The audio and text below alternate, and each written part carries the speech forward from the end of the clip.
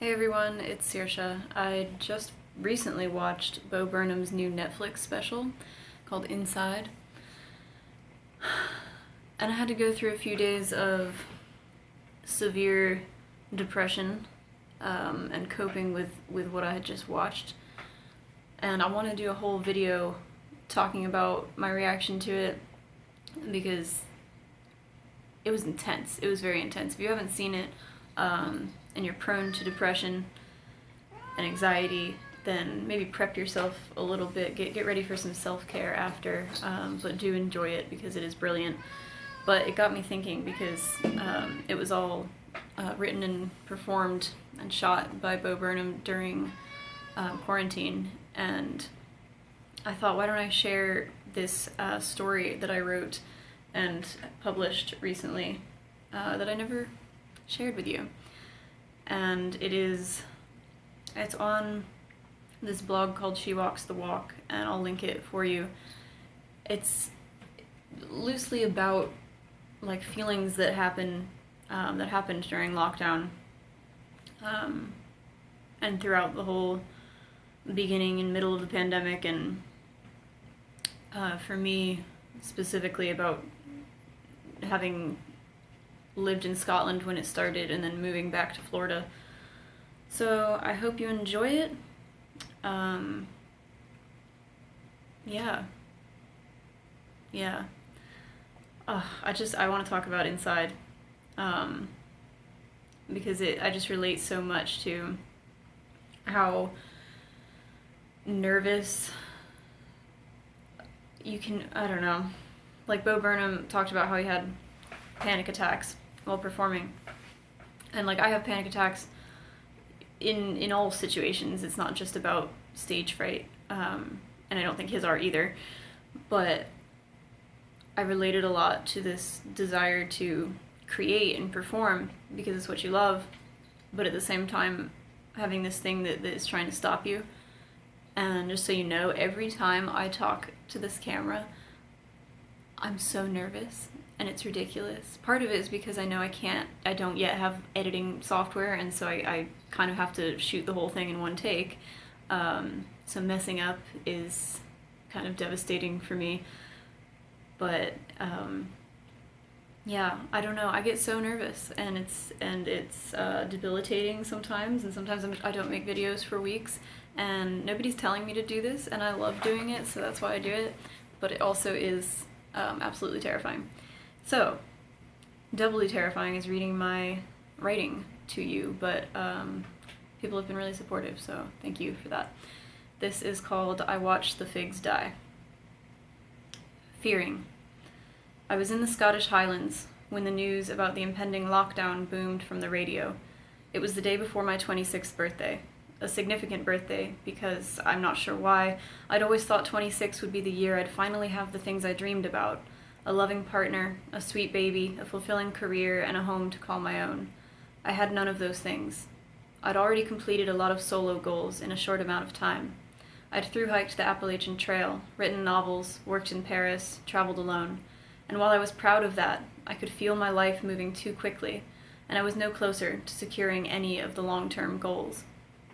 And now, as I drove through the Highlands with my friend, I tried to focus on the Highland coos with their long horns and the fringe covering their marble-shiny eyes.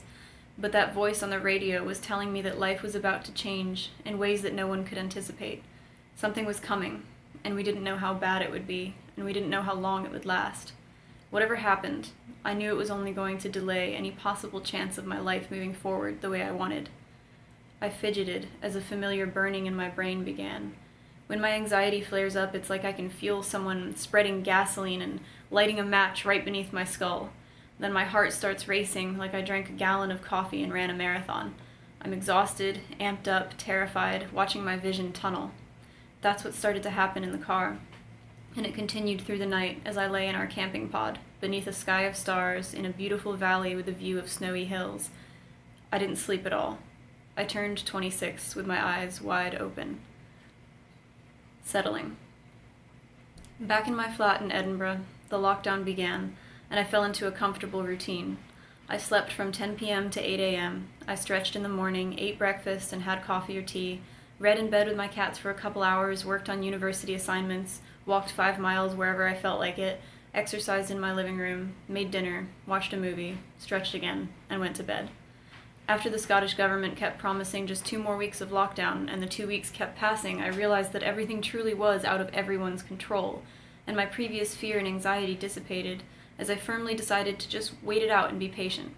Surely it would just be a couple months. I could write my dissertation in peace and then travel a bit before moving back to Florida. But part of me knew that this peace was temporary.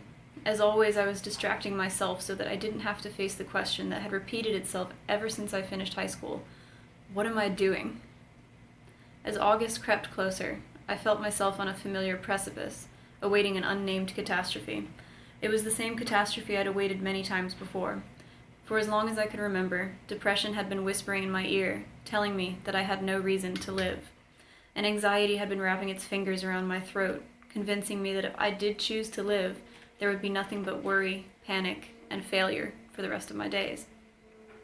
Like Sylvia Plath's Esther Greenwood, I spent a lot of time sitting beneath a metaphorical fig tree, unable to choose a fig, and watching them all fall black and rotten at my feet. For perhaps 9 years now, since one in a series of abusive relationships, I have been living in a state of constant and crippling embarrassment.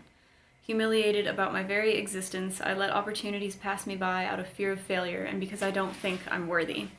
How could I possibly deserve anything good? How could I choose any of the figs, each of them representing careers, relationships, and possible positive changes, before it's too late and they're all spoiled? Grieving. Soon after returning to Florida, already blinded by panic and the question of what I would do next, the losses started coming and they didn't stop. Within a span of a few short weeks, a friend, a close family member, and a lover all exited my life. 3 strikes just like that. Knocked to the ground and struggling to understand the scope of my worthlessness, a new loss of indescribable measure took center stage. And after 7 years of making magic as a character performer at Walt Disney World, I was let go. Thousands of us received an impersonal email telling us that our COVID-induced furlough would no longer be extended, and we were being permanently separated from the company. For so long I'd been playing these characters, and now I'd have to find out who I was. No mask of makeup, no glittery gown, no fairy tale stories to hide behind. Just me, exposed to myself and the world at last. Sinking. For weeks I sank deeper. Manically, I'd chase distractions until one song or one photo or one intrusive thought sent me back into the spiral. Many nights I knelt by my bed, hands clasped, and prayed to the God I don't believe in, prayed to die in my sleep. Tears streaming, practically wailing, I sent up this hopeless prayer, begging and pleading with the universe to let me go.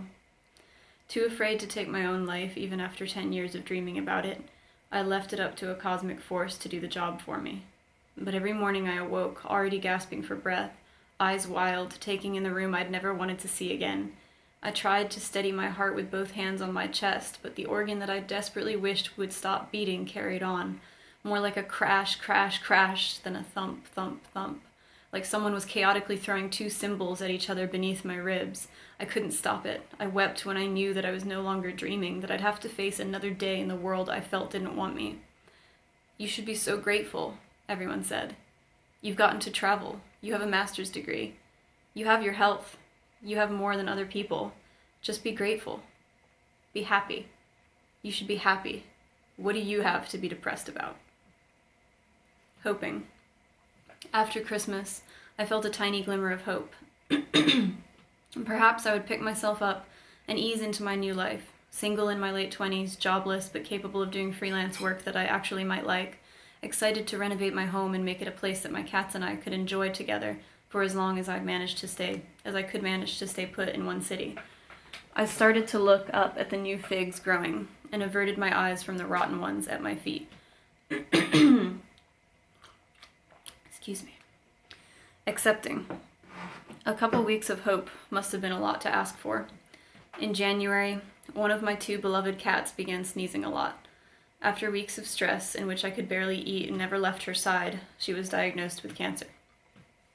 I fought the news at first. How could my gorgeous, sweet, perfectly healthy 9-year-old cat have cancer?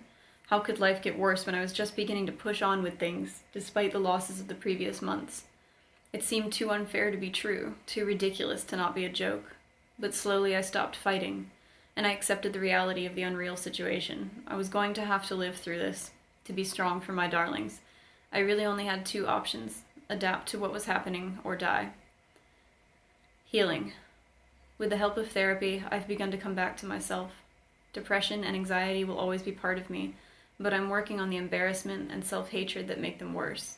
If I can stop caring so much that some people might think I'm ungrateful or pathetic or a failure, then I might be able to start choosing some of those figs when they're at their ripest. If I can accept that my worth doesn't come from anyone's opinions or anyone's perceptions of my achievements and losses, then I can focus on what really matters to me: my cats, my mental health and physical health, and the people I love. Perhaps on that list of people, I'll even add my own name someday. Wow, I cannot read for very long without completely losing my voice. That's cute. So thank you for listening. That was depressing, but here's the thing. I don't know what the thing is. I don't know why I said that. I didn't really have any follow-up to that. But anyway, as an update to that, because I've had that published in February, I want to say. Since then, my cat has had radiation for her cancer, and she's doing really, really well right now. Obviously, there's no cure. We don't know what's going to happen months from now, a year from now, but she's doing amazing at the moment. She's just, totally herself and being playful and wild and enjoying basking in the catio most of the day. And her brother is super cute as always, and yeah, so nothing's changed there. And also right after I published that, I reconnected with someone that I was in love with in high school, and we're together now. And so that changed as well since writing it, and it's amazing to see what can happen when you're in your darkest places, what can grow out of that, because when you are there, and trust me, I know I was seriously kneeling by my bed praying to die, and that's not the first time. I know when it's that dark, you literally cannot see anything else. You don't believe it. When anybody tells you that things are going to get better, it means absolutely nothing. And this is why Inside was so impactful to me, because he talks about at one point the idea of if you could kill yourself for a year, I'd do it today, he says, and that whole thing just broke me, because everything he said was precisely what I've been thinking, what I have thought for many years. But yeah, I'm hanging in there, and I hope you all are too. I know things have been far more difficult for most of us now, because in the past year we were forced to look at ourselves in a way that we never did before, because life is so busy, isn't it? We're just constantly on the go.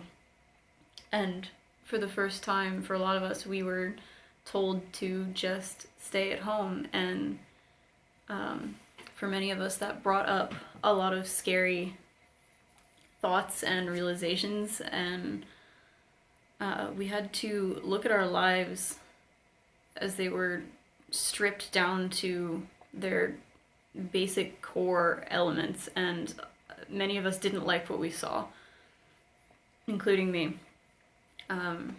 Because I started to think, if I'm this depressed when I don't have the distractions of going to the movies or going to the theater or hanging out with friends,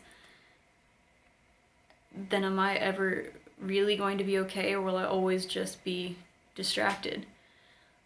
And perhaps the difference doesn't matter as much as I think it does, but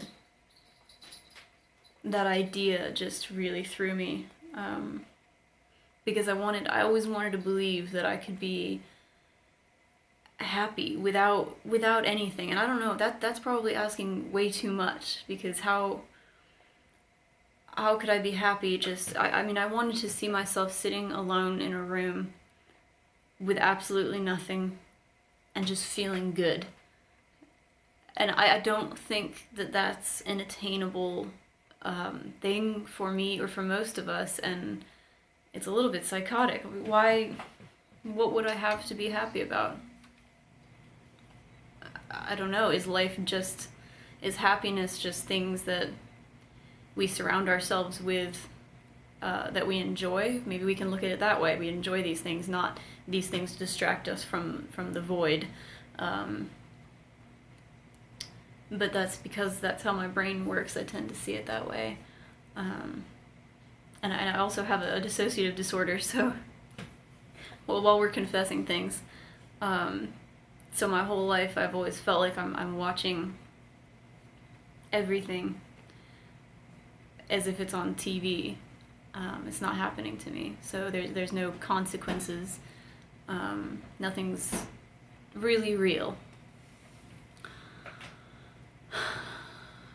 So it's been interesting to hear a lot of people struggling with something similar, in the rise of social media, and especially in the past year. A lot of people are having more episodes of dissociation, and I'm over here like, first time? That's been my entire experience on this earth, and it's very rough, because that's part of why I don't feel comfortable talking, and maybe it seems like I do feel comfortable because I'm doing YouTube and all this, but I'm not, and I hate hearing my voice, and when I hear it, it doesn't sound like me, and I just completely exit my body, and like I always say, like, I'm over there, this is my shell, and it's doing what it needs to do. And it's a coping mechanism sometimes too, and I've used it often during auditions.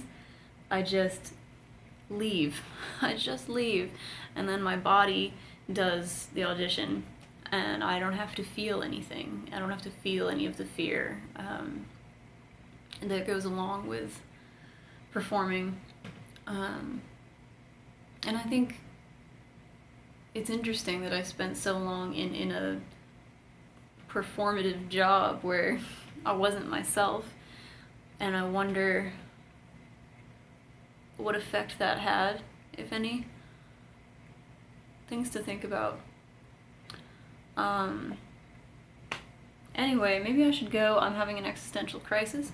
I watched Inside again this morning. Can't stop listening to the soundtrack. The album, I don't know what you call it. And yeah, would love to do a video on that. I ordered Bo Burnham's book, Egghead, and so maybe I'll read that, do a video, maybe talk about, I don't know if I want to do a separate one for Inside. I kind of do, because I have so many thoughts, but they're real scattered right now. I'm still in the first week, actually. Watched it about 6 days ago for the first time. And I know that's not like book related, and this is supposed to be a book channel, but I don't care. It's still writing. Like I have lost all understanding of the English language right now. I associate things like it's writing because it's, you know, he wrote the whole thing. It's a comedy special. And I appreciate good writing, and it's very, very clever writing.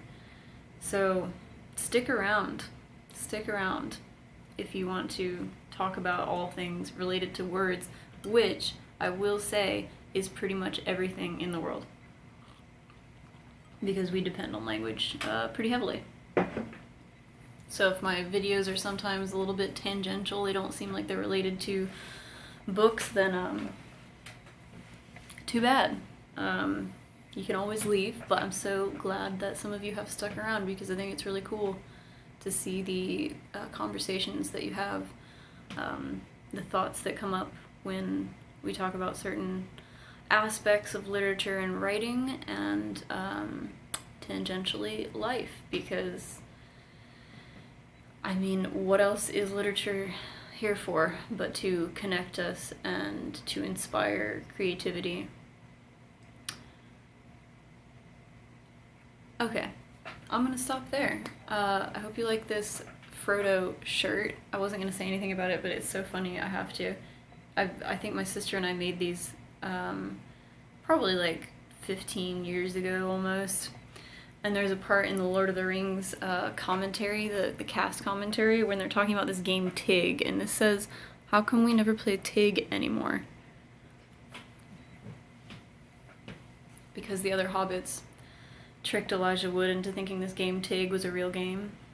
And then a long time later he was like, how come we never play Tig anymore? And they forgot to tell him that it wasn't a real game. And I just feel like that kind of sums it up, doesn't it?